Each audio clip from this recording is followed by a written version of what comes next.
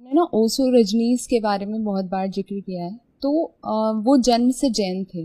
जी। तो क्या जो जैन धर्म की जो विशेषताएं हैं वो ओशो रजनीश में मतलब पाई जाती हैं? आपका क्या है पॉइंट ऑफ व्यू है इसमें? जब ओशो यानी कि चंद्र मोहन जैन 5 साल के थे, उनकी छोटी बहन की मृत्यु हो गई थी।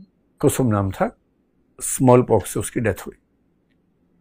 तो उन्होंने अपने घर में वो दिगंबर की एक उप शाखा होती है जिसको बोलते हैं, असल में दिगंबर में शाखाएं हैं 13 पंथी 20 पंथी, मुख्य रूप से 2। श्वेतांबर में 3 शाखाएं हैं, स्थानकवासी, मूर्ति पूजक और 13 पंथी। लेकिन इंटरेस्टिंग बात है कि दिगंबर में एक और शाखा है जिसे बहुत कम लोग जानते हैं, उसको बोलते हैं तरन पंथी। ओशो उस धारा से थे, उसके एक आचार्य हुए तरन तारन नाम के, और ओशो पर बड़ा गहरा प्रभाव उनका था, दिगंबर के काफी नजदीक है।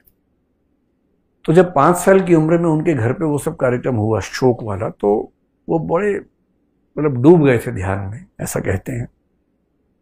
1965 में जब वो लगभग 15-16 साल के मेरे ख्याल से रहे होंगे उस समय, जो पहला उपदेश उन्होंने दिया स्वामी तरन तारन के बारे में ही दिया। दिगंबर परंपरा का इतना प्रभाव था, आपने सुना होगा कि ओशो के कम्यून में नग्नता का बड़ा सम्मान होता है, न्यूडिटी का। कई लोग मानते हैं कि ओशो की न्यूडिटी का जो मूल संस्कार है वो दिगंबर जैन परंपरा से आया है। अपने परिवार में देखा उन्होंने, जब वो ओशो बन गए तो उनके सबसे शुरुआती शिष्यों में उनके माँ बाप दोनों थे।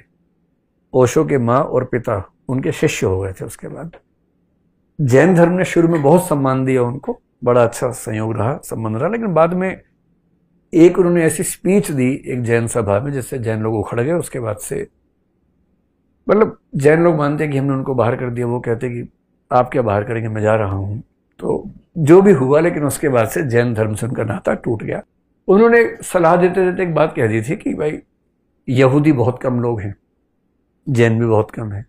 यहूदी बहुत अमीर हैं, जैन भी बहुत अमीर हैं, पर यहूदियों ने 40% नोबेल प्राइज जीते हैं और आपने एक भी नहीं जीता।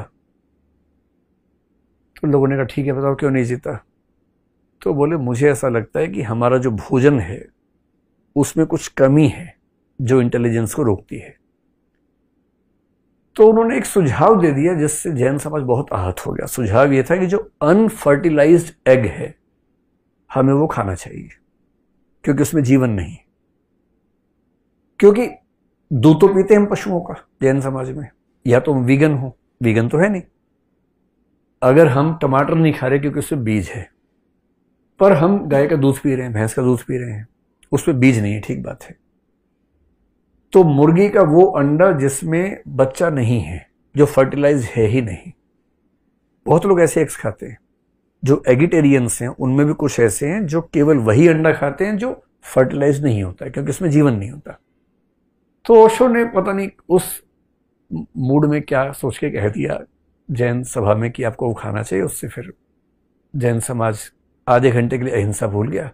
मतलब कुछ ऐसा कुछ किया नहीं उन्होंने, लेकिन नाराज हो गए, और नाराज होकर फिर उसके बाद से ओशो और जैन समाज के बीच में वैसा अच्छा संबंध रह नहीं पाया जो शुरू में बड़ा अच्छा दिख रहा था, शुरू के कुछ सालों में। तो सर इसमें हम ये मान सकते हैं कि मतलब वो जन्म से थे, लेकिन वो विशेषताएं जो जैन धर्म जो मान्यताएं मानता है वो ओशो रजनीश नहीं मानते हैं।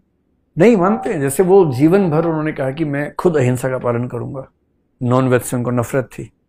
उनका ये कहना था कि किसी की हत्या करके उसको खाने का विचार ही अपवित्र है, अधार्मिक है मेरी राय में। उन्होंने ये भी कहा कि जैन धर्म दूसरों को कन्वर्ट करे, मैं एकदम पक्ष में नहीं हूं, क्योंकि दूसरों को अपने रास्ते पर लाने का विचार खुद में हिंसक विचार है।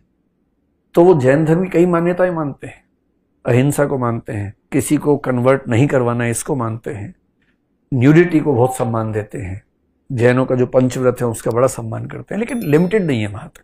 उन्होंने बाद में कई और धाराएं जोड़ी अपने चिंतन में।